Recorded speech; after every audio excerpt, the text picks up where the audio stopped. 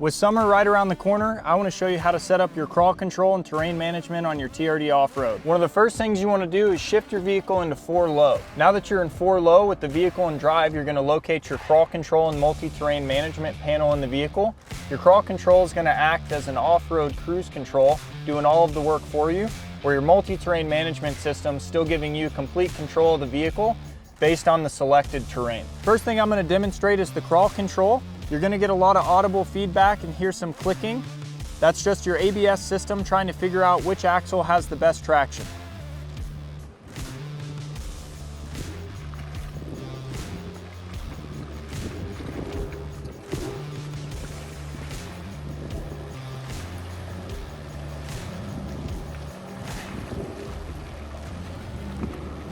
As you can see, mud was no problem for the crawl control. Now let's go try out the multi-terrain select.